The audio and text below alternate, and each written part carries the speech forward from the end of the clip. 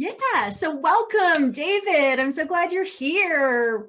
I'm so glad to be here. I have no idea what we're going to talk about, and that's my favorite way to play. You bet, me too. I'm like, well, we'll just have a conversation. Oh, yeah, let's just talk. Exactly. So this is Ripples of Success, and we basically are connecting in with fabulous, awesome people in our world, talking about what's going on with them and talking about leadership and community. And you are a master at both of those. So I'm so glad to have you here. Yeah, thrilled to play. David, you recently published your book in the fall, right? I That's did. your And second book? yes, it's Second book. yeah, That's what in I thought. fall of COVID, as it were. Yes. Yeah. Now, so tell me about the book, because I know that it's really relevant to what we're talking about here. Yeah. So it's called Mindset Mondays with DTK, and it's 52 ways to rewire your thinking and transform your life. And conveniently enough, Oh, that's look, there's one right here. right here. Enough about me. Let's talk about my book. Let's talk about me. What do you think about me? Right. No, the book, fascinatingly enough, one of my coaches challenged me to write the book that I needed to read. And I think that's, by the way, for anybody listening who's faffing about trying to decide whether they should write a book or not, think about it that way.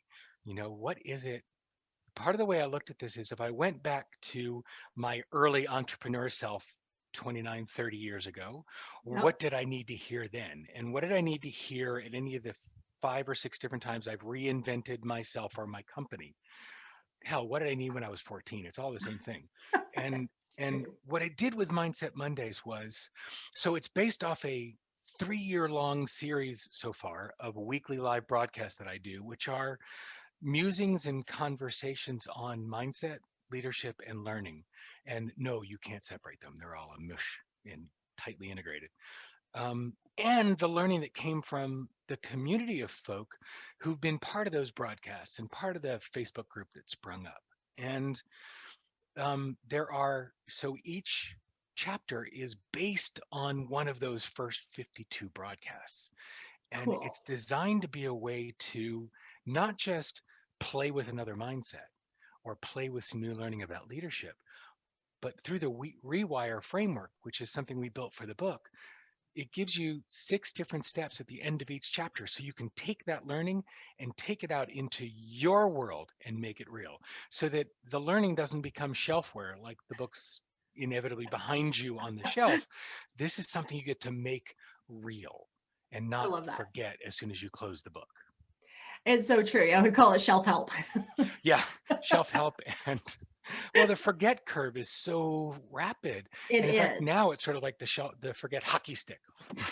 It's So, so true. It's so true. We were talking yesterday about, deep learning and how do you actually transfer learning effectively. It's especially in such a full environment of data and information, being oh able yeah. to capture that and own it. You need to have an experience.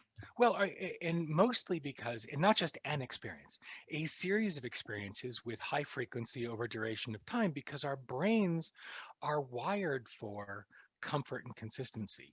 The brief, 3 years of neuroscience in about a minute and a half, each long neuron, the part of it's called the axon, has a little fatty sheath on it that makes the electricity zip along it even faster. Well, every time you have a thought or use the same behavior, get a little more fat on that neuron. And that means that it zips along even faster. So Right? your brain and the electricity wants to go that way. And if you want to have a different thought or choose a different behavior, you've got to do that behavior or hold that thought repeatedly over a duration of time, 3 to 4 weeks, depends on whose research you like best, Yep. so that the fatty sheath on this one starts to wither and you get a fatty sheath on the other one. Your brain is wired to do what it's always done. In order to change that, you have to do something and do it over and over again. Can't just Small think about actions, it. right, Can't right. just You read about can't it. just manifest it. No, no, no. It's small actions repeated with frequency over a duration of time. It's kind of simple. We make it hard, but it's kind of duh. Just keep doing it. Yep. Yeah. It's so true. So tell me about the experiences you've seen with your clients as they've been building their leadership skills and their capacity for leadership. Okay, so it's fascinating. With leadership, people will come in and say, oh my God, I want to make my team better. So I want to grow my company. I'm like, great, grow your people. Oh, so I want to make those people better. How do I do that? Well, you start by growing yourself. And in order to grow yourself, it's not building skills, it's paying attention to the one relationship that most of us ignore all the time, which is the relationship with ourselves, Yeah. right? Instead of having that negative internal dialogue going bananas and then listening to it, which we all do, it's having those conversations outside your head and making decisions about who you want to be as a leader showing up. And so think about it like Michelangelo talked about sculpture, right? When they asked him, oh my God, how do you carve such brilliant figures? He said, I don't. He said, I free them from the stone. I chip away everything that isn't the figure. Well, that's what the game of leadership is all about. It's chipping away everything that isn't true, that isn't you, and leading from who you are at your core, authentically.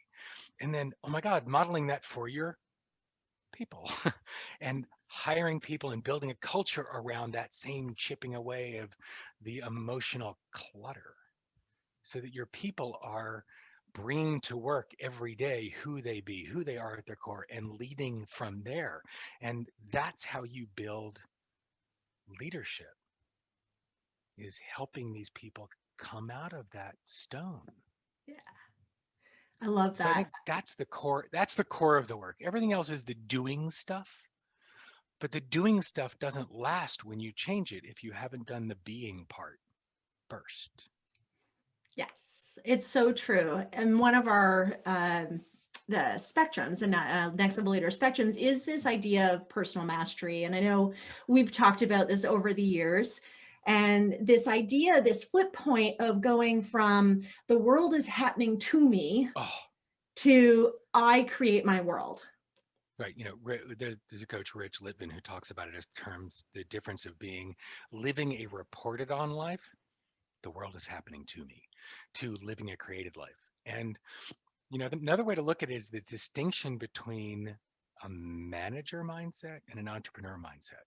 And don't for a minute think that the entrepreneurial way of being doesn't belong inside corporate. It Oh, for does. sure. But here's the distinction. You'll see where the flip point is in the middle. A manager gets given a goal, Right. and their job is to manage the execution of the plans that have the highest likelihood of that goal being achieved. Yep. Fair? Yep. An entrepreneur decides what she wants to be true and then goes about creating the conditions for that truth to become reality. It's a completely different way of thinking Yes. and Yeah, it's a being and different believing. thought Oh, process. It's yeah, a whole different, not just a different mindset, it's a different perspective. absolutely. And I take it even further. I think it's an identity. And if I want to change my body, I could do every diet, every workout program, buy each piece of equipment, but that's just faffing about with changing the actions to get different results.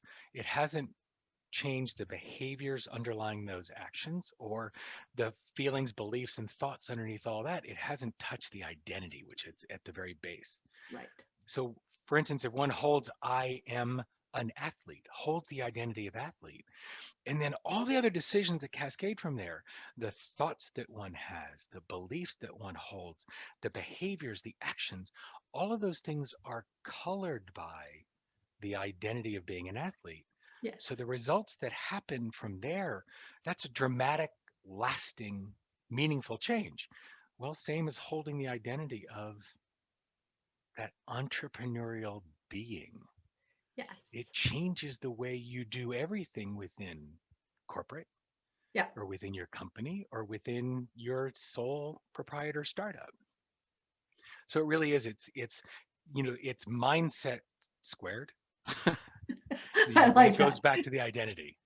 Absolutely. Oh, I love that. And this idea, years ago you said to me, because one of the big challenges I find when people are in that world is happening to me place, and Oh, even as they start to come into the real understanding that I create my world, is this idea of comparison, and this like really, and years ago you said to me, don't compare your beginning to someone else's middle.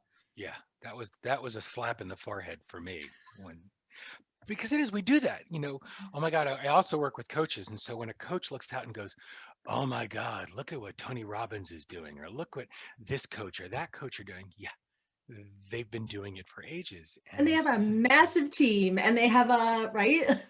And they started off very similar to what you're doing, and then Absolutely. look at them now. So that's their middle and your beginning, and they're nothing alike. And yet we do that all the time. Yeah. We compare our business to somebody else's. We compare, I got somebody who's starting up a product company goes, look at Nike. I said, why? I mean, if you want to look at Nike when Phil started it, that's Right. one thing. If you want to look at Nike now, no, no, that's, yeah. But we do that, and it's natural. We're wired. Um, David, is it Ross? In Australia, talks about the scarf model, and the S in the scarf model is status, and not, I mean, status in terms of pecking order. Like, this is Right. primal. And so when you walk into a space, you're like, okay, am I going to eat or get eaten? Am I Right. going to kill or get killed? You're constantly checking status. Yes. And that leads us to this comparison driven existence. And the only comparison that's worth a damn is comparing you now Yeah. to your best in this moment. Yes. That's a comparison you can do anytime, every day. That's one that will propel you forwards. Otherwise, dude, comparison is the thief of joy. We got that from Teddy Roosevelt in the late 1800s. And Yes. it's as true now as it was then. All it will do is suck the life out of you. It's so true. Yeah. It's so true. So tell me what what are you working on? What are you building out? What are you seeing now around community or leadership in your world right now, David? You always have Wow. something cool going on. So a couple things, this is a lovely time to just be totally transparent and admit. I got so excited by the book creation, the book release, the book launch, the book marketing and promotion, and 85 podcast appearances in 4 months. Bugger Woo. loaded. And I talk so often to my clients about not taking your eye off the fundamentals. Oh, oh, Guess what I did? darn it. I mean, 13 years of working with clients on this very thing, and I did Yes. it. So part of what I'm working on is I've scaled the practice down to working with very few folk and working at a very deep level. And so when you take your eye off the fundamentals for a minute, whoa, I had my first revenue gap in 13 years. Wow. So what I've done is I've gone back to focusing on working with clients that inspire me Yes. and light me up, and filling my practice again with people that inspire and intimidate me. Ooh, People I love doing, that. I right? love when they're just a little bit like, ooh, how am I going to help them? Right, where it's like I've got to stretch in order Yeah. to serve them the way I want to serve them. Yes. That's amazing. I filling my book now with those folk, that's been brilliant. And I'm doing a lot more work with a group that I call impact billionaires. And these are fascinating human beings. These are folks, this is not like an Elon Musk who said, I've made billions, now I want to do good. Right. Now, although that's fine, Sure. it's nothing wrong with that. Impact billionaires are folk who don't care about the number of dollars they amass. That's not important to them. They're driven by the number of lives they impact. Right. And they're working on ideas and concepts and platforms and products and services that will change the lived experience of hundreds of millions towards billions of people, changing the way, for instance, women are seen as part of, included in, and relied upon as part of the economic engine at a national level. I've got a client who's working with unleashing the contribution of women country by country throughout Africa, and then moving on to the Pacific Rim, and changing the lived experience of women, which, yes, 51% of our global population. And think of the cascade effect. What happens for their Yes. children? What happens for the families? What happens for the older generations they're supporting? Yeah. It's changing the lived experience at a massive level. And this is someone who started off saying, oh, yeah, I want to change leadership for women in corporate America. And then realized, holy crap, no, I want to really do this. So that's a group of people I love working with. That's awesome. That's Yeah. very cool, David. I always love to chat with you. You always have so much fun things to share. I really admire your energy and the space that you create for your people and for the people in your world. And I really want to thank you for coming and playing with me today. It's my pleasure. It's fun to play. Yeah.